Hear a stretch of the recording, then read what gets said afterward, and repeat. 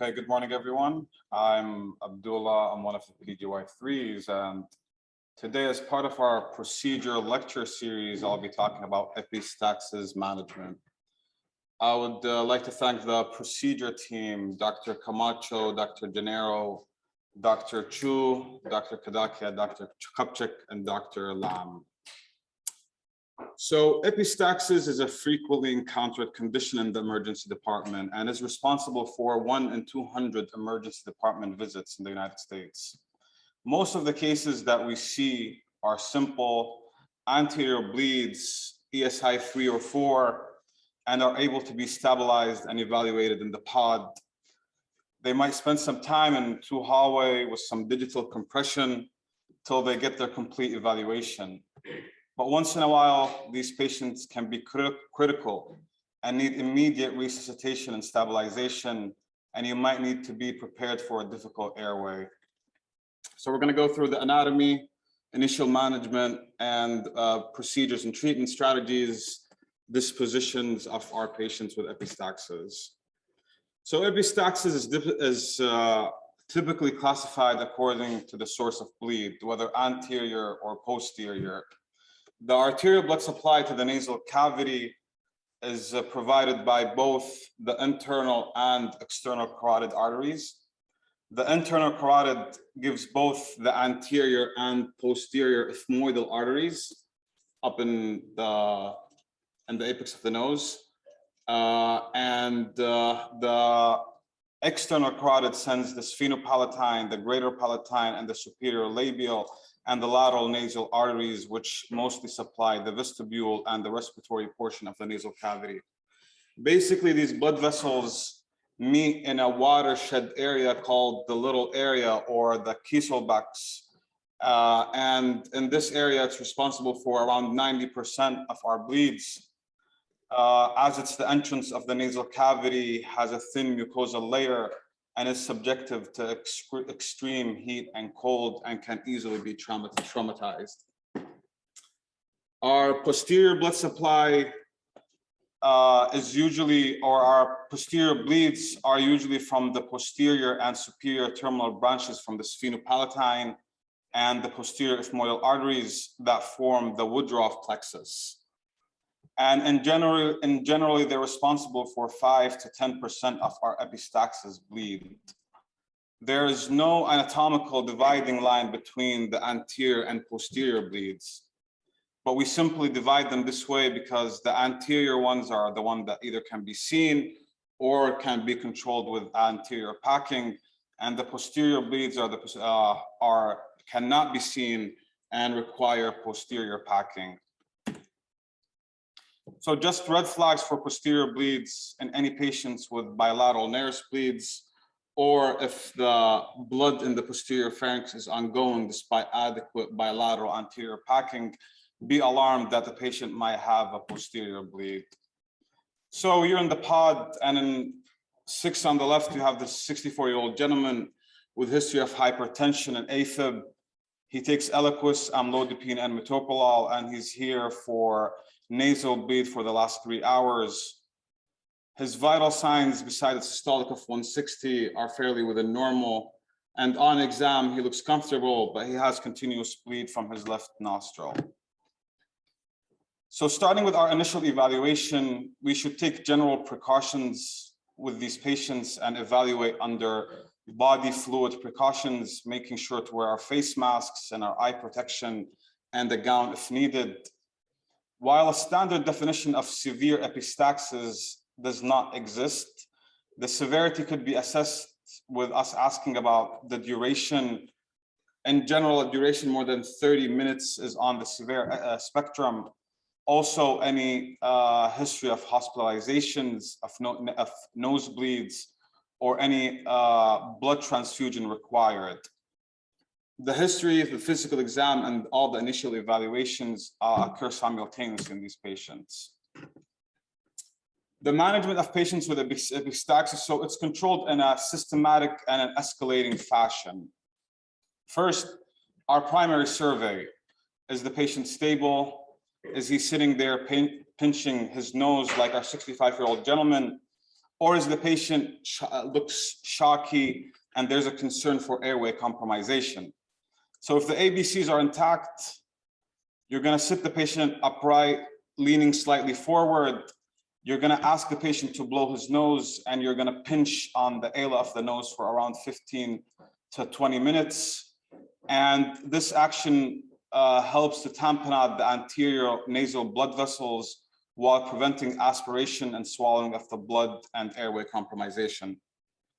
If it stops, you can observe these patients for 30 minutes to an hour and plan for discharge afterwards.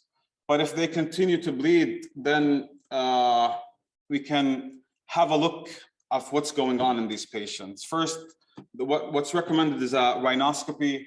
I don't think that we have a rhinoscopy in the ED, but we can use our otoscope and as a source of light and have a look in the nasal cavity to assess if we can see and identify the source of bleed. Then we're going to proceed with our local measures, like our topical vasoconstrictors. But if we can't locate the site of bleeding, then packing is advised.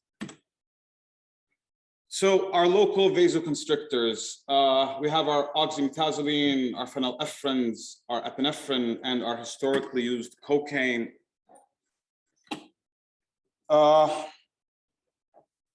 The data regarding their effectiveness is limited. There's a study that was published in the Journal of Anesthesia comparing these agents in patients that required nasotracheal intubation and the risk of epistaxis. And they basically found that oxymetazoline is as effective as cocaine and more effective than lidocaine with epinephrine for the prevention of epistaxis associated with nasotracheal intubations.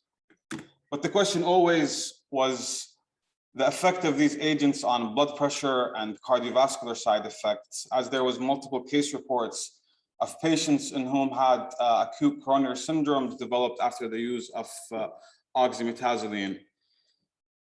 In this study, and they looked at the effect of various topical vasoconstrictors in 63 patients. They did not observe any significant difference in the mean arterial pressure over time between the groups. But the downside to the study is that they did not include patients with pre-existing hypertension. So with these agents, you should use with caution in patients with a history of coronary syndrome and patients that have hypertension, as there's not enough evidence. So TXA has also been used. The way that we do this is we ordered our IV formulation of TXA, which comes in a vial of 100 milligrams per ml. And we take 5 ml and apply to gauze and insert it in the nasal cavity. We keep it for around 10 to 20 minutes until hemostasis is obtained.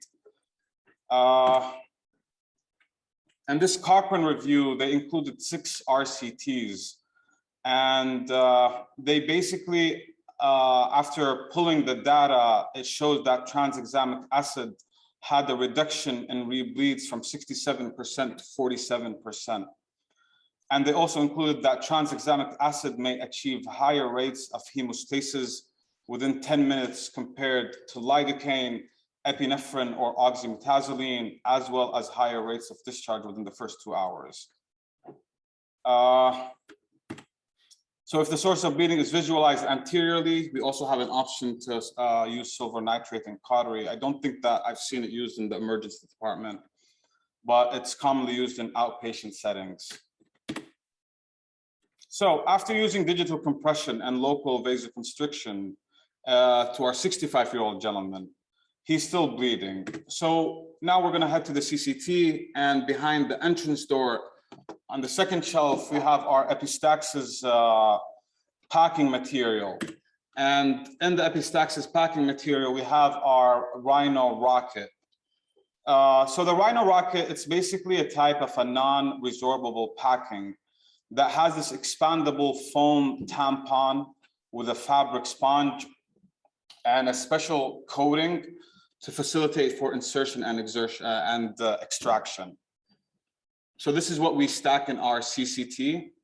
Also, our ENT folks, have a bunch of other stuff that they have in their backpacks. They basically have these Muracells, which are also a type of nasal tampons. It comes in different lengths. On the left side over here, there's the longer one, around 10 centimeter long, and they use this one for their posterior bleeds. And the one next to it is the shorter one, and they use that one for anterior bleeds. These are the most products that the ENT uses in our hospital. And the OR, they also can do some surgical packing. Other devices that are available beside the rhino rockets and the nasal tam and the Muracells, we have our rapid rhinos. I've seen patients at downstate with rapid rhinos. I haven't seen any in Kings County, but rapid rhinos are inflatable balloon devices. They have this coating with a material called carboxymethyl cellulose. In addition to providing direct mechanical tamponading and pressure effect, it has this platelet aggregator factor. And this platelet aggregator factor only activates if you put it in water. So what you do is you remove the packing, you place it for 30 seconds in sterile water till it activates, and then you insert it in the nasal cavity. In terms of achieving hemostasis, there's no significant difference between the rapid rhinos and the rhino rockets. However, studies shows that rapid rhinos are superior in terms of pain upon insertion and the ease of extraction. The duration of packing typically range from 48 to 72 hours. Non-resorbable packing material can cause substantial pain on insertion while in place and during removal. So remember to give these patients adequate analgesia. Here's a picture of the Muracell products, and the insertion is basically along the horizontal plane. So never aim up, always go horizontal to the nasal floor. This is a short video to demonstrate like different materials. Sizes. You're going to smear on some antibiotic ointment on the outside. Remember, when you insert it, you hold it like this and you insert it horizontally, parallel with the patient's palate. Next is the rapid rhino. Remove that outer covering, and you're going to soak this in sterile water for 30 seconds. That activates that spongy material, which helps activate platelets. Again, insert it horizontally, not upwards, and then inflate the balloon with 10 cc's of air. And this gets taped to the patient's cheek. All right, let's do the big guns, the posterior packs. This one is the Epistat. It's an open catheter to allow for airflow. And you're going to inflate that posterior balloon with 10 cc's and pull gentle traction forward. Then you can inflate the anterior balloon, which holds up to 30 cc's, and you may not need that much. This is another example of a balloon catheter device. Inflate that posterior balloon with 10 cc's, pull gentle traction, same technique here, and then you can inflate the anterior balloon also with 10 cc's. So regarding posterior packing, I asked the ENT folks if they have any of the devices of these Epistat, but they said that they don't use it. And in general, if the patient requires posterior packing, they mostly do it in the OR where they use packing material. But the good old-fashioned Foley catheter also can be used in posterior packing or posterior bleeds, especially in patients that have severe facial trauma and are exsanguinating. So the way that we insert a Foley's catheter is we basically choose a pediatric sized Foley's catheter, whether a 12 or a 14. We advance the Foley till we can visualize the tip of the Foley in the oropharynx. We inject 5 to 10 cc's of air, and then we pull it back till we get the balloon in the choanal area, which is basically the connection between the nose and the pharynx. And then when we feel that it has that tamponade effect, we can inject more air till we don't see blood dripping in the posterior pharynx. It's rarely done, but it can be used, especially in the settings where you don't have ENT or maxillofacial. Here's our posterior packing, and as mentioned, that we don't have these over here, but the studies have shown that packing in generally is only 60% effective, and most of the patients with a posterior epistaxis are going to require some sort of surgical intervention.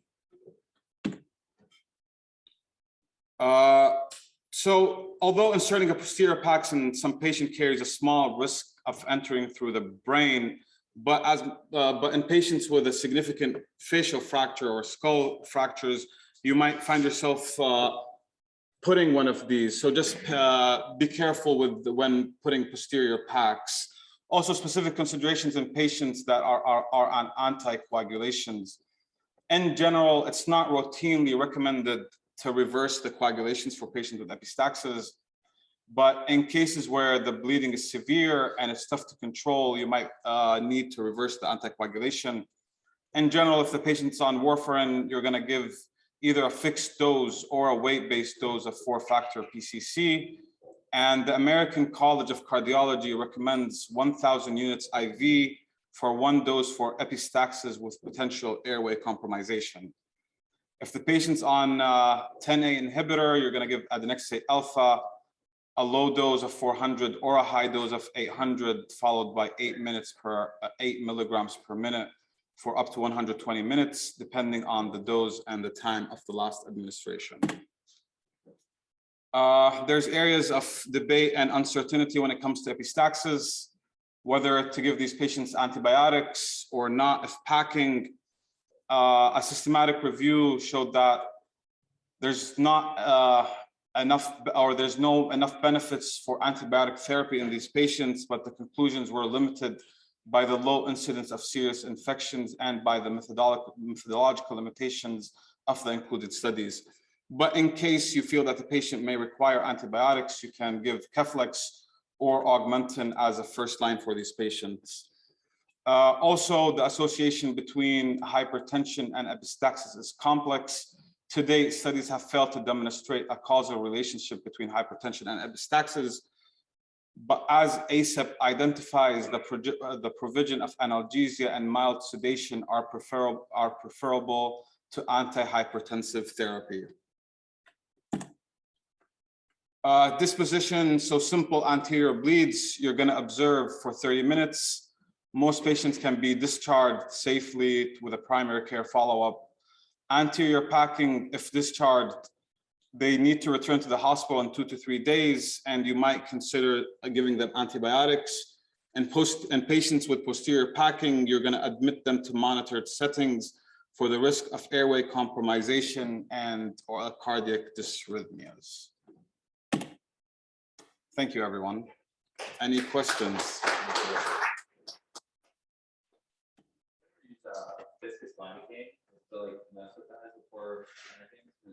Yeah, there's a lot of recommendations to use viscous lidocaine as it's a source, as like it provides analgesia, and a lot of these materials are painful, especially like during insertion and during extraction also.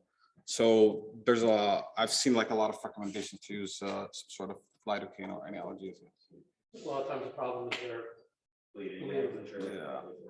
You can, instead of putting like the surgery lube or vascular, you can put this lidocaine and put that on there, but you're not really giving a chance to numb up before you shove that thing in there.